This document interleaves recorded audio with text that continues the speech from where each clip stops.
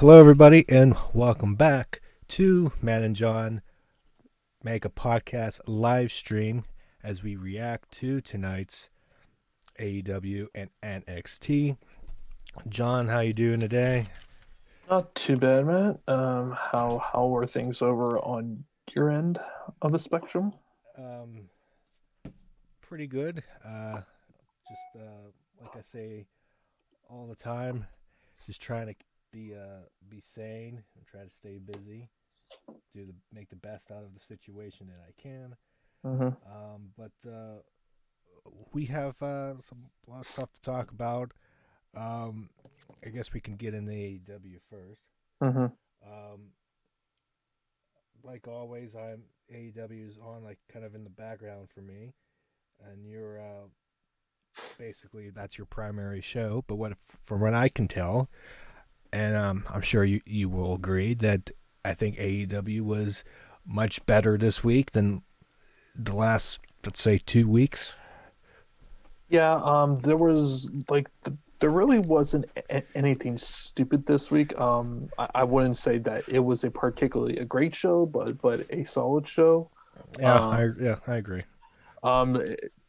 it just man that these shows without any crowds just really just zap out all sorts of excitement that I typically have on these shows now, more specifically on Wednesday nights, because as you know, with both NXT and Dynamite, more specifically, it's just like without those crowds, man, without that energy, it really zaps out a lot of that appeal that you have on a weekly basis, just because typically those crowds are pretty hot, and more specifically for Dynamite, like there's been maybe a few shows here and there where like the crowd was just dead. But yeah, overall a decent show. We now know who will be in the finals for the TNT title, which will be taking place at Double or Nothing, which I believe is still to be determined. But I would assume that's probably is going to be happening at Daily Place in Jacksonville on May 23rd, which we're about what 3 or 4 weeks away I from think that. 3 weeks Yeah, okay, ish. so Yeah. yeah, so we're about 3 weeks away from that. And and and we kicked off the show with a very good video package of Darby Allin and Cody, basically hyping up for their match, and reminiscing on their on their past matches. Um, they really sell basically Darby doing anything that he could possibly can do to win. Calling Cody a corporate sheep with his suits and everything. So it really set the table for the semi final match. Did you catch any of this match here Yeah, at I all? was in and out. Um, Again, I was obviously watching NXT on the TV. Had this on the laptop, AEW on the laptop. So I wasn't paying attention as much as I probably wanted to. Mm-hmm. Um, from what I can tell, it was a good match. The thing that, and we'll get into it, the thing that was a little screwy, if you will, was the ending. Yeah, I saw the ending, and yeah. I was confused initially.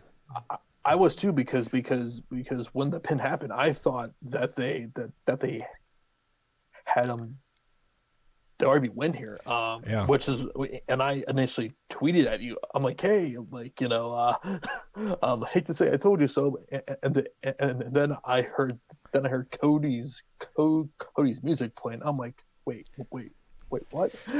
my pick, So my final is safe. yeah, so Yeah, it was just really weird, because it didn't look like that Darby's shoulders were anywhere near no, on, on, on the freaking matter. because I looked at it might have been at a commercial break on NXT. I don't know, but I saw him Darby like fall back off the top rope, do his move, and then pin. And I'm thinking, okay, he's 1, 2, 3. Either it's going to be a false finish or he's going to get the win. Mhm. And I saw the ref count, and I saw Cody's shoulders obviously up. And as she's counting, I'm like, there's no way they're going to do this. Like it can't be. She can't be that blind. And then they count. She counted to 3, and I'm all thinking that it's Darby. And then I had to put the headphones because I have the headphones sitting on the desk here. And then I put them up to my ears, and I heard Cody's music, and I was just completely confused. Yeah, Like, wait, what? it was just executed horribly. I mean, it was a cool way to do a finisher, but like, I mean, like, even if they would have given the pin to Darby too, Cody's shoulders were essentially up too. So it was just a weirdly executed finish, but Yeah. but they did a spot during the match where Darby took out Randy earlier. So Cody was pretty pissed about that. So it was definitely probably the worst out of our 3 matches. That was. I would say it was a lot more slower paced than I expected. Yeah, it's just like, and honestly, I was pretty bored for a good portion, or mainly at the start of the match. I would say Somebody, I forget who brought it up. I saw it. Somebody brought it on Twitter that the Brandy thing didn't make sense because she's an in-ring competitor, and if she can't deal with somebody running into her like that, then that makes no sense. Like it's like the little things. But at the same time, too, they could say, well, she is like no longer an active competitor. Yeah, but I feel like if but I feel like if you're going that route, if this is an argument, and at this point I'm playing devil's advocate here, but like I feel like if you were one, you would still have, I don't know that.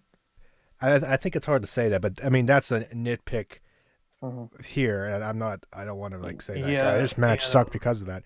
But and between that and for some reason Brandy brought down a bottle of water, and then another person said on Twitter that's the water that they stole away from Triple H on SmackDown. I guess I'm like what, like and then like some of it got splashed in Darby, and then like Darby basically hit Cody with a water bottle. That was just kind of odd, but yeah, Cody goes over here, and I mean like this was the match that I wasn't sure about who would win. I was pretty confident, obviously, with Archer versus Dustin Rhodes, but this one I felt was a little bit more unpredictable here. I was surprised, like going in, I would have thought this would have been the main event, but I'm glad it wasn't, and we'll get into that. And they proved me wrong. Thank God it wasn't the main event. Yeah, definitely. And so we go from that, and we go to another Scorpio Sky vignette. This is part 2, where its focus is on him joining SCU, Frankie Kazarian, and Christopher Daniels. This was a very good insight. I like that we're starting to get to know Scorpio Sky more and more here. I think it's pretty clear they're setting him up to get into a singles run, and we talked about that last week. I feel that it's time to me. SCU has kind of run its course, and they're honestly pretty down low on the totem pole as far as it goes with the tag team division right now. So it's obviously is not the worst case scenario here. Did you catch any of that? I did not. I didn't listen to it. Like I didn't hear it, so I can't. I mean, I'm glad they're doing something with him because he is talented. So I'm assuming this is it for him in SCU because how awkward would that be? I mean, because kind of it's kind of it's kind of 0 point in keeping that group together. Because what isn't Frankie Kazarian facing Moxley next week? Yeah, next week. Yeah. So it's kind of like just slowly separating them. So, well, into with Daniels, he's I believe he's I believe that he's in charge of their talent and stuff. So he's taking more of a backstage role now. And he's almost 50 or pretty close to it now. It's time for him to just kind of step back, and there's really no reason for him to be on TV on a weekly basis now. Then we lead into an MJF promo. He's just kind of updating us on his health, and that he visited a nail doctor who said that he overhealed his ailing nail, and was planning on returning this week to Dynamite, but he then had another catastrophic injury met. He cut himself shaving. He had the neck brace. I chuckled. Yeah. So that was pretty funny, and basically he said, "I'll do everything I can to get back," and so on and so forth. But they also did announce that he is coming back for TV for next week. So I wonder if that was filmed at Daily Place, because obviously he wasn't at the tapings for the Atlanta shows. So I wonder if he had any sort of a match or anything, if that happened when they were at the very beginning filming at Daily Place there. But I believe there's only 1 or 2 more weeks of these current tapings, and then they go start to go live, I think, for a week, and then they will tape for another week or something like that. I think they're live. I think they might be live. I think both NXT and AEW. I think AEW for sure. I thought I saw might be live next week, because I think they're. I thought they were in the middle of doing the back and forth, because I think NXT was live.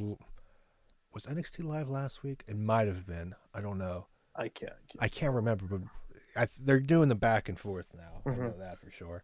But yeah, so we get to look forward to that. Then we get to a squash match featuring Wardlow. He squashes Musa, I believe is how you pronounce his name. Mussolini. Yep. Just Wardlow looks strong here. Nothing too as he should. Nothing perfectly done from what I saw. Yep. The finish. I think it was the finishing move. Looked like he killed the guy. Yeah. His finisher is pretty unique. I've personally have like never seen that before. So that should get over pretty. Yeah, that's. Good job. Good job with everything in this match. So then we move to the segment with the Bubbly Bunch. This was something here. There was like a virtual fight, which you can't punch through a phone. You can't punch through a phone.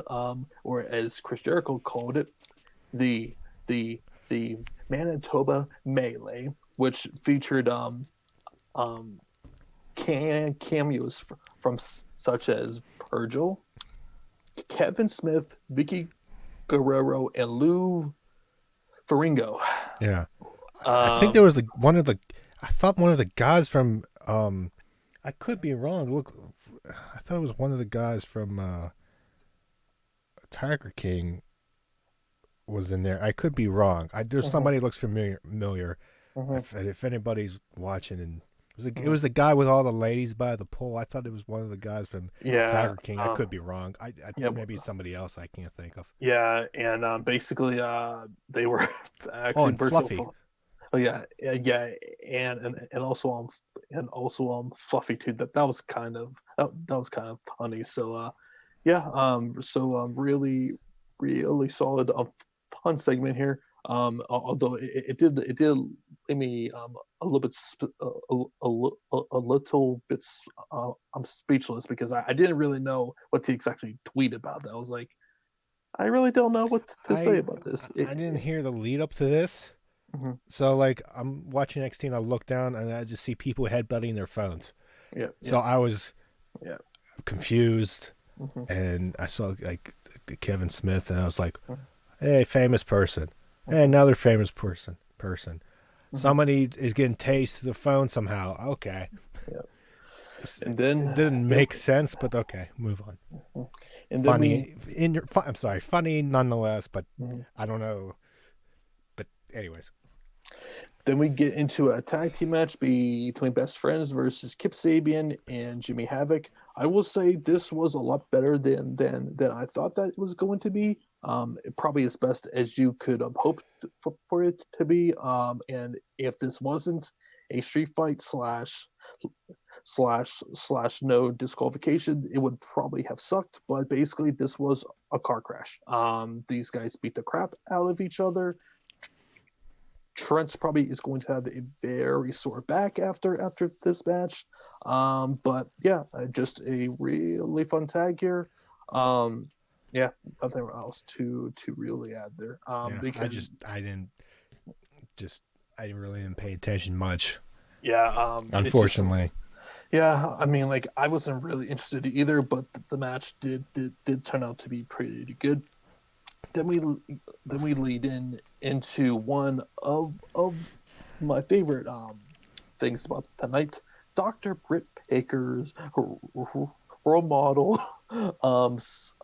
skip vignette, whatever you want to call it. These are highly entertaining. She's just killing this role uh, as a heel now. I say it every single week, man. She's getting better. Just she's really feeling this character. Just her personality and her charisma is really just coming out here. You can really tell that she's just really feeling this. Did you see anything of this? And I mean, I didn't hear much. I saw it. okay, I yeah, the Tony Schiavone thing. I got the yeah, gist of it. Was it good, was it was basically a bash session of on Tony course. Schiavone, making fun of of his glasses and his teeth, and his weight and such. Like basically, she named off three or four things. What you should not do in being a role model, and basically all three or four of those things were basically all traits that Tony Schiavone currently had. So yeah, that was essentially that. And like the person who they had as Brit, some makeup artist, was actually a former TNA wrestler. So if you knew who who Rebel was, and I believe she's appeared a few times on NXT as well. So yeah, she was basically um, Parit's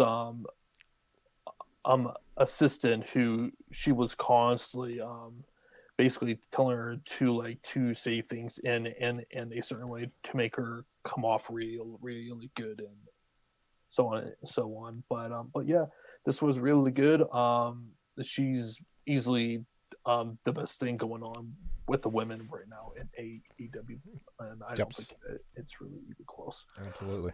Then we get Sean Spears beating a guy. Who cares? Sean Spears is boring as all hell. Short Spears beating a guy. Yep, I It's a good really way to just put it. I mean like the guy who he faced, he definitely sold more than I expected, but unlike with the Kenny thing, I am not angry about this I missed the perfect 10. because Sean Spears is boring as all hell. So Tell me how you and really feel. yes, so then we move on to Mr. Brody Lee versus Marco Stunt, and this was exactly what I did not want this match to be. I mean, like, and it has nothing to do with the actual match itself. It's just this was a complete waste of time. Which is what I did not want this to be. I wanted this to be some sort of story where this eventually led to with Marco Stunt that he would join the Dark Order or something, a reason for this match to actually happen. And it just feels like that we just needed this to just fill in time. And that's not exactly what I I, wanted to see here. I'm mad Marco Stunt even got the ability to breathe on Brody Lee. Yeah, it's just yeah. I mean, I thought it It, was yep. longer than it should have been. Yeah. But nonetheless, he got the crap beat out of him. Um, yeah, I don't. I don't know what to make of it. Like the Dark Order is, It's it's I kind of mean just there. yep. Well, it's that's essentially with a lot of things now, just because with the limited amount of people who they had Right. to actually work with and Yeah. everything. But I mean, yeah, with them, it's just yeah. It's it. just like we're kind of I mean, just spinning it. I our think wheels it'd with be this one. stuff. I think it'd be one a different one thing if in all about perspective, at least for me, is that if something was established, what have you, and then you get in this current situation, you can. I think it's more easier to say, well, they're not doing as well because of this now with the Dark Order, and it's like they weren't doing good, and now with this situation, it's not helping them, like back up build up so when there is people, there is some credibility, Yeah, or more so credibility. I think if you're more over this situation, it would be okay. The crowd, the fans would be okay because you're still over. So like this wouldn't kill you as much, but it's kind of this is not helping. The at least they didn't do a McMahon impersonation this week, which I'm no, happy about. no, Uh, but like I mean, it's Marco Stunt. I mean, I could probably beat him. hmm You can beat him. Anybody like if he was squashing somebody like his own size, kind of, well, nobody's this tall, but you know what I'm trying to say. I hmm think it helps. Like with uh what's his face who was another Wardlow. yeah thank you oh my god like there was somebody his size and that looks more impressive than Mm-hmm. Brody Lee kicking a kid around. Right. Yeah. it It just was what it was. Yeah. I mean, he squashed him. That's good, but to me, like Marco Stunt is just I don't know what I don't know why he's there.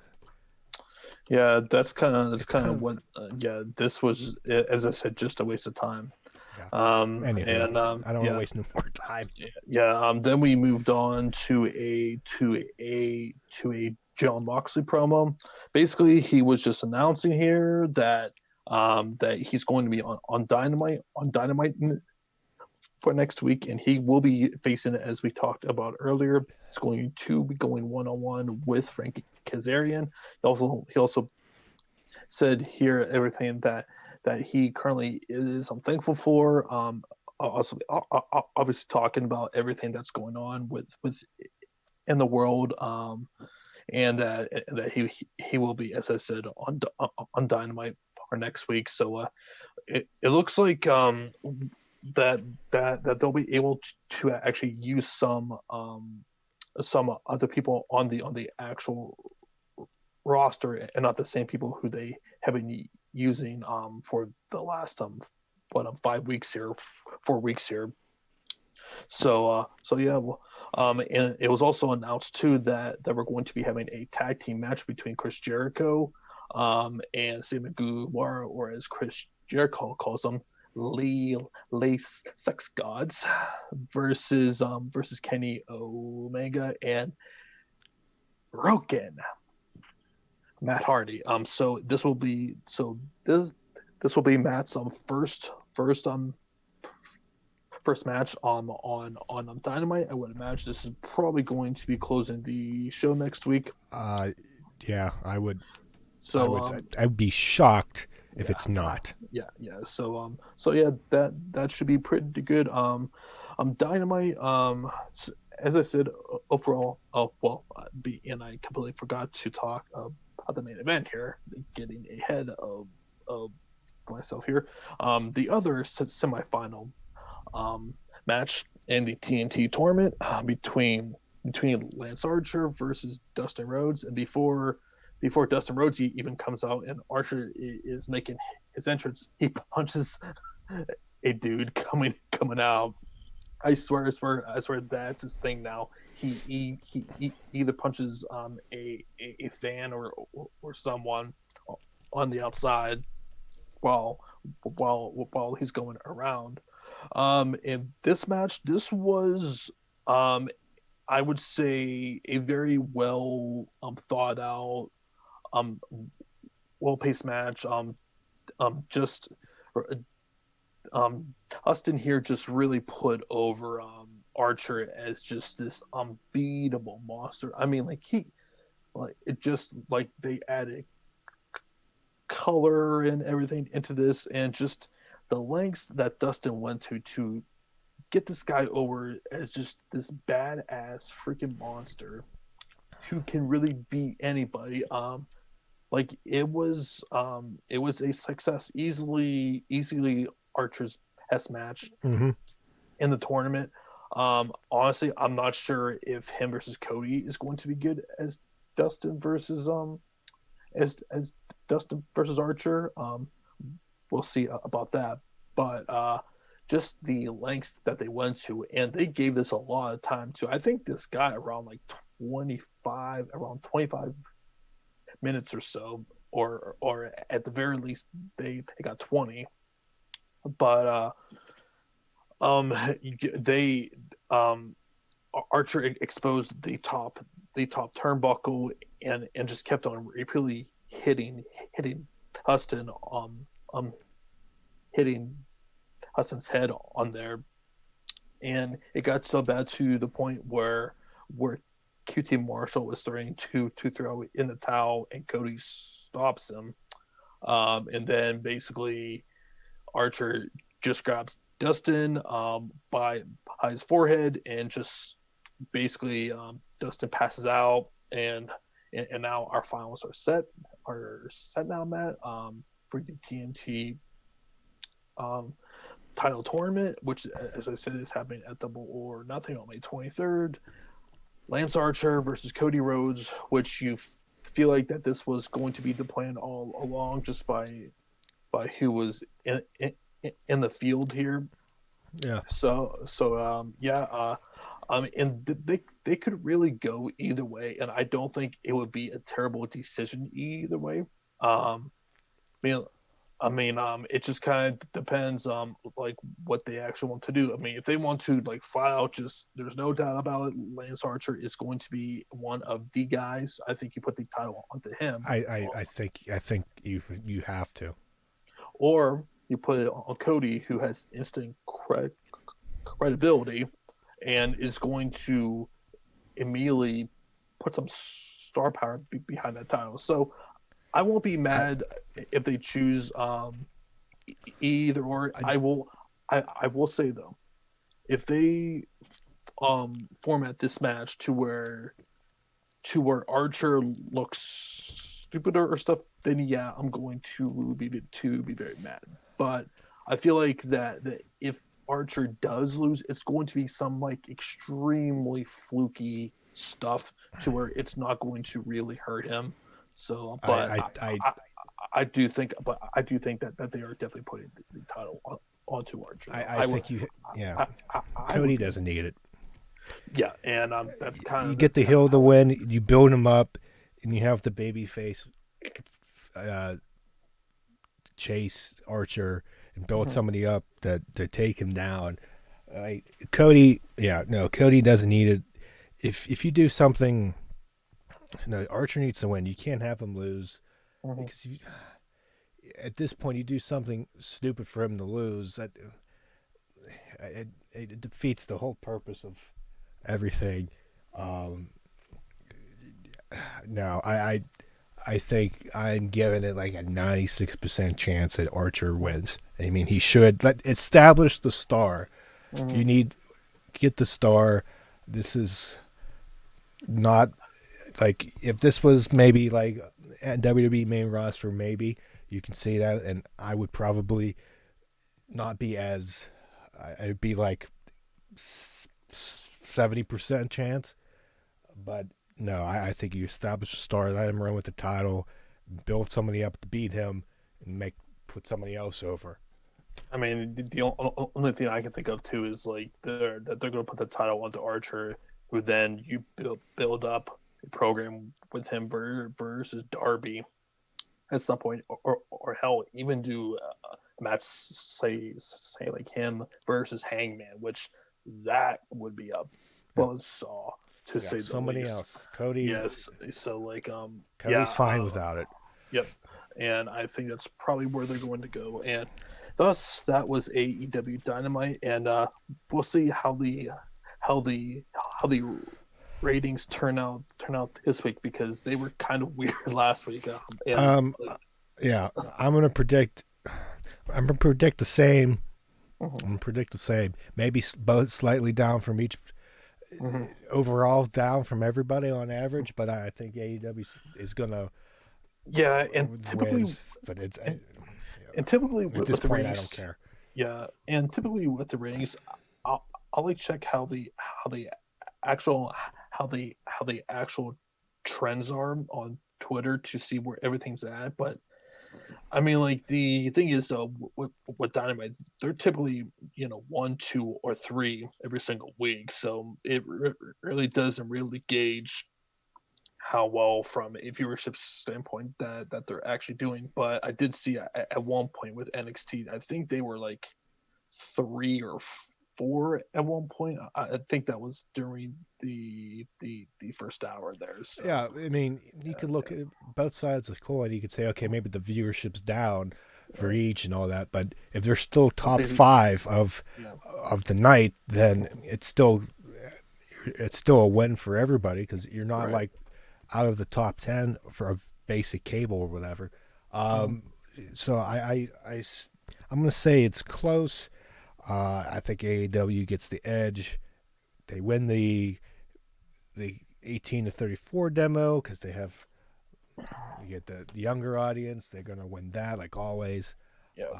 But it's gonna be the same thing, and then people are gonna overreact to it as every always. Single day. Unless like it's a huge gap, like huge. Does it really matter all that much? I mean, if it's close, whoop-de-doo. So yeah, that was AEW. Let's get into NXT real quick.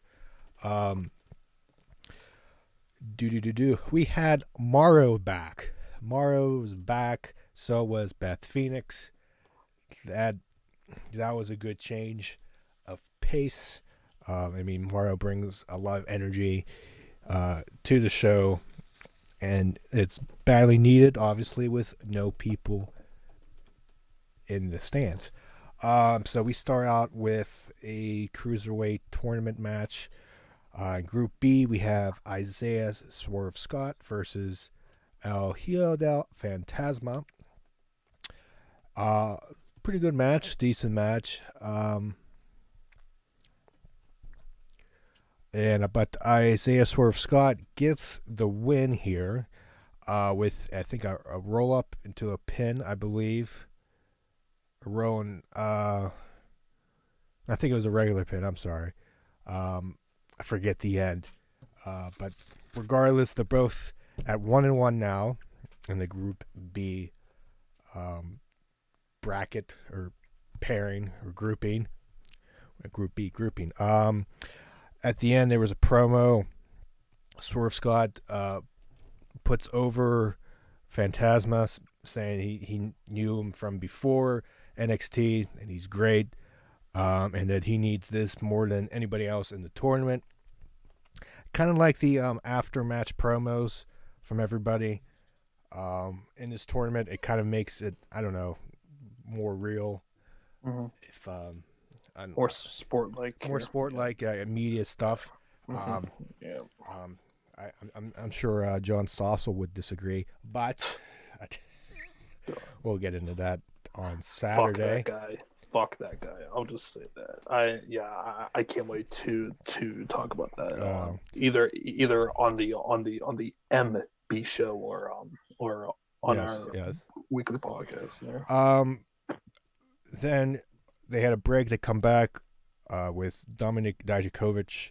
I get an interview outside the place, talking about Gargano and Candice LeRae. He says Johnny wants to tear down NXT and rebuild it in his own image, which is scary. Says it's ironic that Johnny wants to revolt against the NXT establishment, if you will, because that establishment is the one that put him in like 100 takeover matches. He says Gargano and LeRae don't respect anybody. They just want to complain. And says Johnny just ran it last week, but didn't say how he's going to back up his actions. And he goes on to challenge Gargano for a match next week. Then there is a video of Phantasma after the match outside the ring being interviewed after the loss, and then attacked by the mystery men that have been abducting people, and he fights them off once again. And that's that. Then we have Candice LeRae versus Casey Catanzaro, which was what I like. Johnny came out with her and just like hyping her up as she gets in the ring. It's pretty funny, pretty good. He's the one that gives her the lengthy introduction, and it's like the cheesy. He's calling her a favorite wrestler. It says currently residing in his heart. You know, the cheesy and the heel thing. I got some crack out of that. Decent little match. Candice gets the win with I think she's always been doing this finisher. I think I'm stupid at holding the I saw that on Twitter. The stomp, calling it the Wicked Stepsister. Now changing the name with that. I her look now. She's looking like she's looking like a wicked stepsister. What's that mean? With her hair and everything. Kinky. And then as Candice and Johnny head back up the ramp, Candice stops and goes back in and attacks Casey with a submission lock with the Gargano escape, to be more specific. And then we go backstage for a promo from Damian Priest, because it's him and Keith Lee for the North American Championship later tonight. He pretty much says it is his time to finish what he started, and it will be time to bask in the glory of the new North American Championship. Then we come back with an interesting segment. On the ramp is Timothy Thatcher and Matt Riddle. Oh, I heard about this. This can go either way between people. To me, if you like the I honestly heard nothing but really good things about the segment. I didn't really hear anything negative. When I see stuff like this, I'm just thinking, oh god, this is going to either one of the things you can tell like maybe gets torn, but if you like the what Jericho's doing, I mean, can't really crap on this. It seems pretty dissimilar where they're being really silly and stupid, so it's like but it was kind of funny. Let's see here. What do we have here? So they start out the reveal. Thatcher's in his ring gear. He thinks he's going to be in a match, but all of a sudden it turns into the Newly Bro Show, a play on the Newlywed Game back in the day. Newly Bro Show. The Newly Bro Show. So he Newly Bro Show, and Riddle, kicks off his sandals, and crew members bring out all the stuff, and Brian Saxton is introduced as the host. Mm-hmm. He's looking at Wayne Brady, and I'll give it to Saxton that he did the overly cheesy host perfect. Like he just like the 1970s host perfect. Looks like Wayne Brady on what's the thing? Saxton goes, introduces the first contestant as Thrasher, and he asks if it was true that he once ripped somebody's eye out, and then with like the most monotone like look, he just goes, "Yeah." Saxton's just like, okay. Then he introduces Riddle, like immediately goes back to the cheesiness, and he introduces Riddle. So they go over the roles. He's going to ask one person the question, and I guess you have to guess what the other person's actually going to say, just to see how you know the person. And pretty much Riddle has the whiteboard. He's just on the whiteboard the whole time.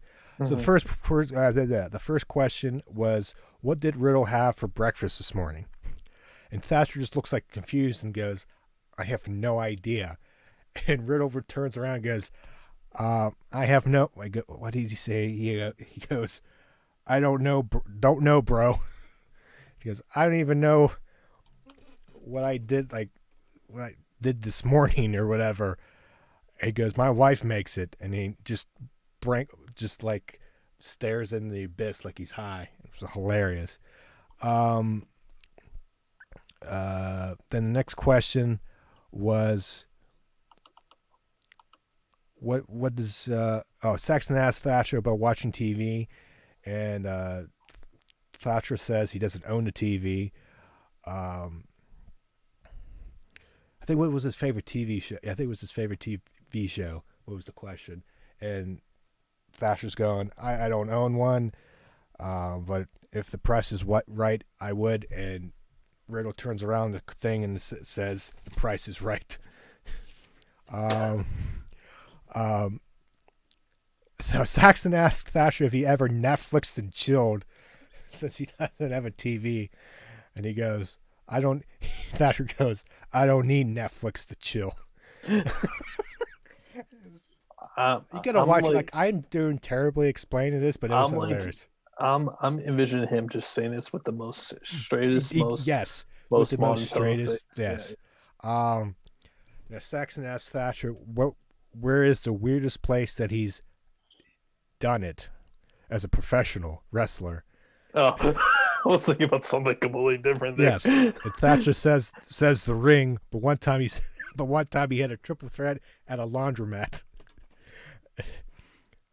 And Riddle turns around the thing, and says threesome, and on washer or something. And you spell a threesome, the number 3, and then SUM. Threesome on washer. It says Riddle says his mind went straight to the gutter. And then Saxton says, okay, it's time to go to the speed round. And Riddle goes, speed's not my thing. And then right after he said that, Marcel Bartel and Fabian Aichner of the Imperium attack and beat the both of them up. So it looks like we're going to have a Imperium Newly Bros match. So this was fun. That should be decent. It should be decent. I mean, I like the two teams. And by the way, I saw what they have advertised for NXT next week. Yes. If they don't beat Dynamite next week, I don't know what to say. So if anybody's watching that stood with me with my incoherent rambling on that segment, go back and watch it. But to go, a terrible job, because I'm reading this online too with my notes, because my notes sucked because I was enjoying it so much. But to go off what John just said, here is NXT next week.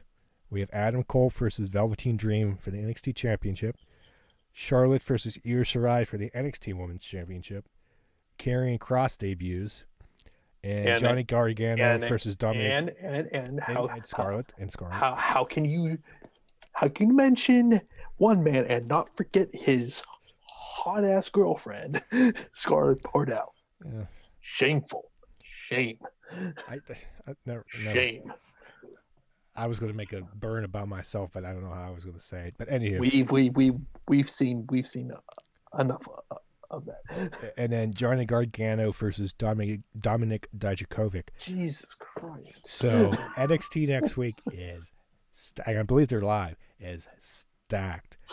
So Dynamite's going to need to add some more things to this. Because next week, what do they have next? They have the tag team match.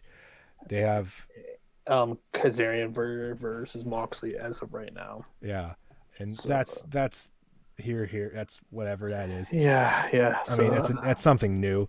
So NXT is looking like the better show next week. To continue from my terrible explanation, we had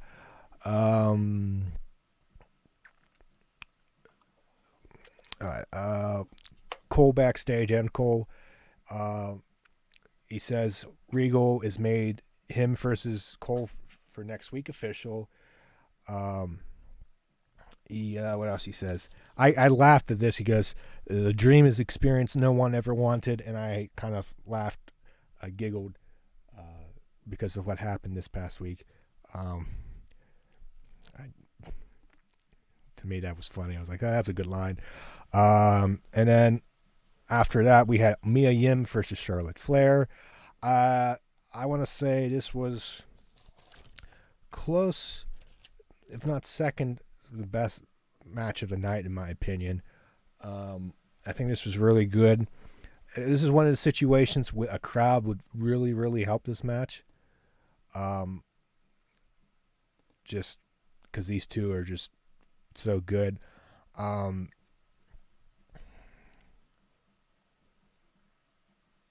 What did I run here?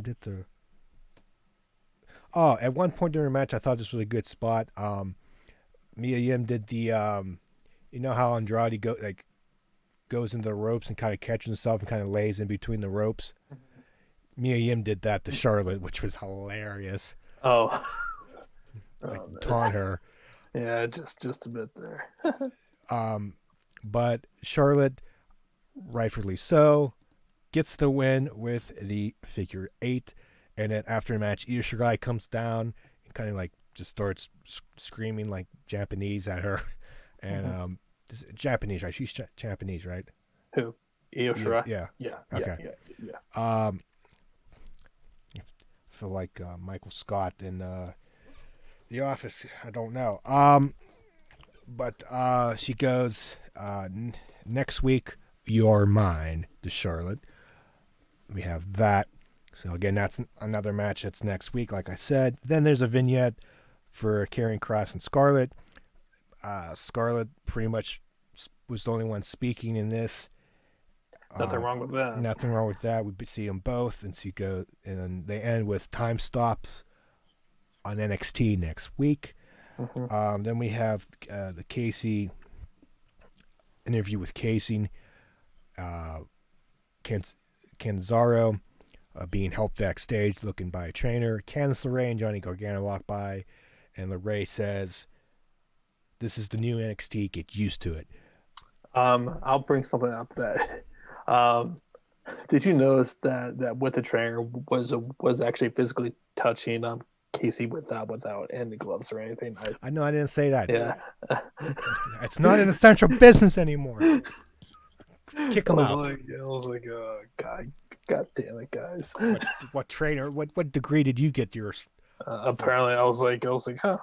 That's interesting. I didn't even notice. I wasn't even paying attention. Yeah, A good point. Yeah. I didn't either until someone commented on that on Twitter, like, "Hey, should you guys be touching her face?" Just a thought, but yeah. This was recorded back in February, John. Don't you know that? Before everything happened. No.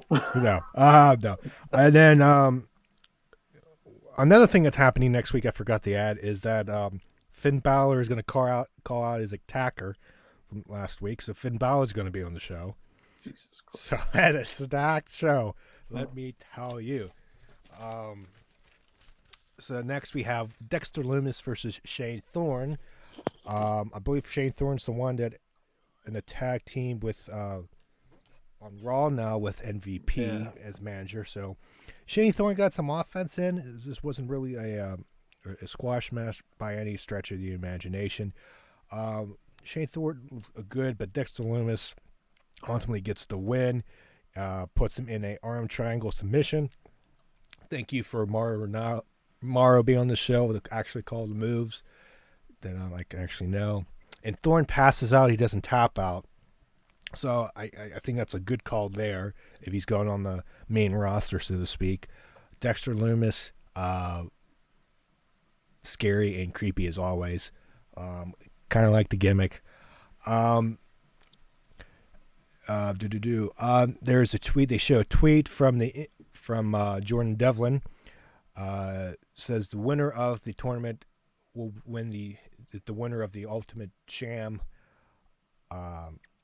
instead of being a champion. And then they say next is going to be Drake versus Tony Nese.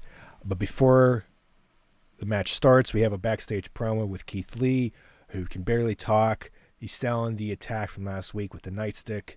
His voice is more wispy and wispy. Yeah. Says he did damage his larynx and he's not 100%, but he's all right to go. And the beating, I think he said the beating he will give him will live in infamy. So we get into a Group A match: Tony Nese versus Drake Maverick.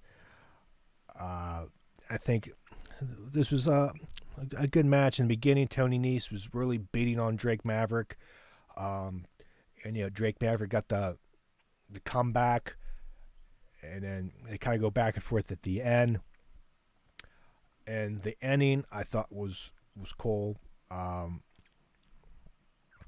Nese goes up to the top rope for his, 450 splash, but Drake knocks his legs out, climbs up and hits a super diving bulldog or a super bulldog from the top rope for the win. So Drake Maverick gets the win. He's 1-1. Tony Nese is all but out of it at 0-2 now. So at post match, he's celebrating. Obviously, says he has Kushida next, which that's going to be interesting to see what happens there.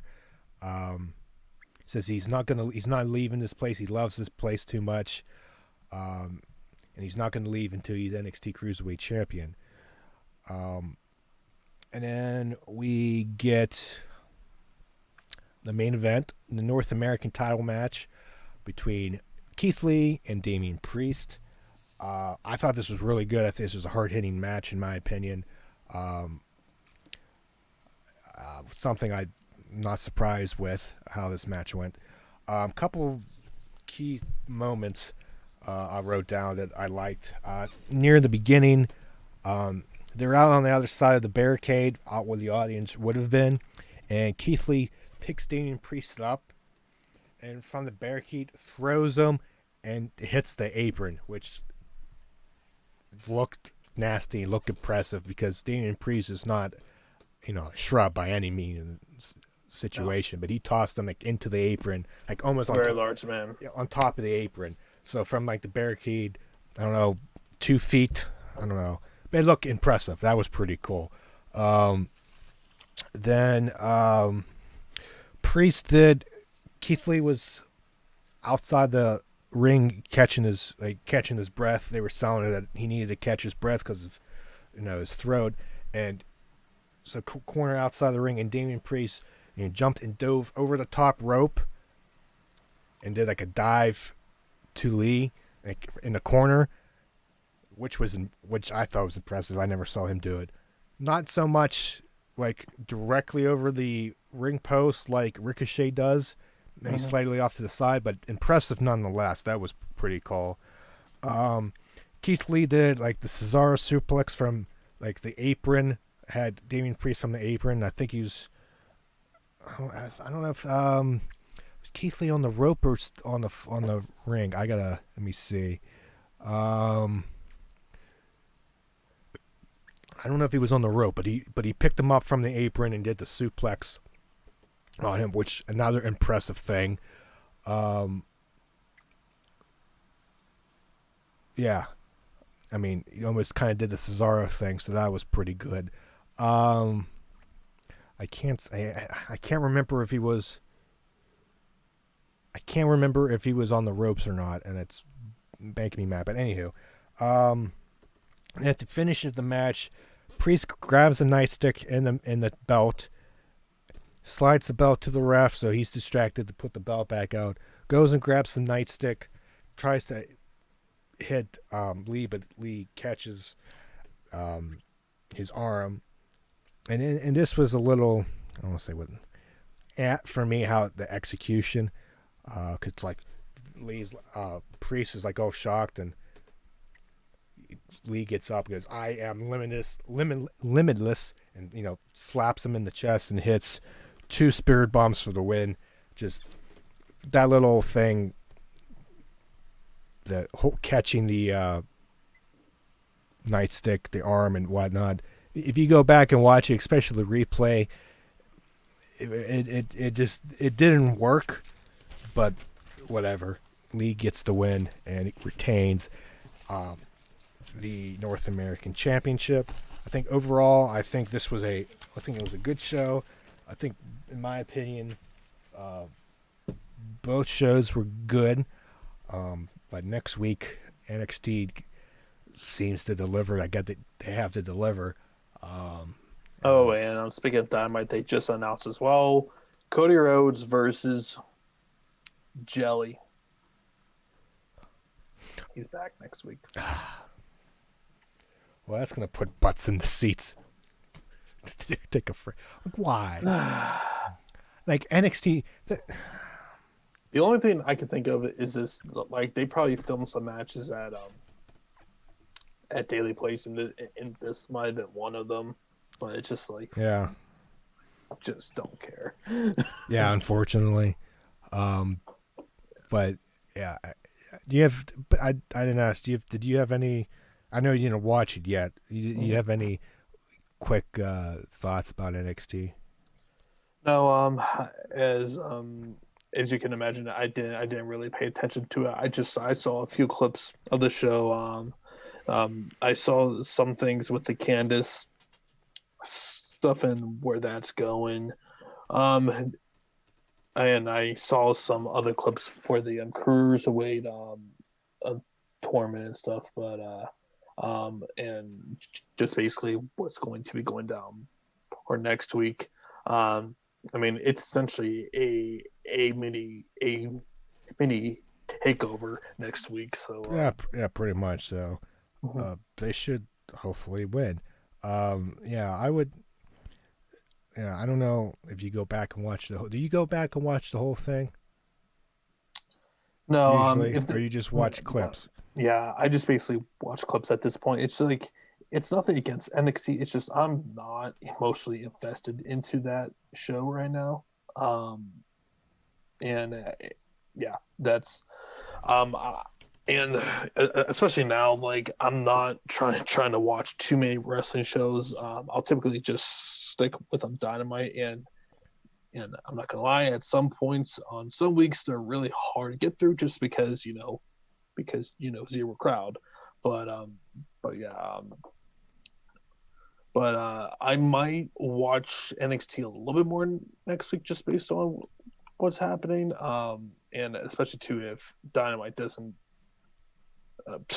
do something else for next week because, yeah, like it's way more enticing right now to watch NXT next week than it's Dynamite right now.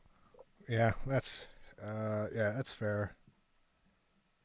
But man, I think this is probably a good place for us to head off here. Yep. So guys, as always, thank you for tuning in. And just a few other reminders this week, we will be returning for the MB show. We took a little bit of a break for last week because of the NFL draft and everything, but we will be discussing topics as it and everything going on with wrestling, and also we will be dropping another podcast for Saturday. Going to be talking about the Chicago Bulls documentary. I'm talking about episodes 3 and 4. Going to be talking about the latest Dark Side of the Ring, which featured David Schultz in that. And that craziness, which I'm going to have a lot to say about that.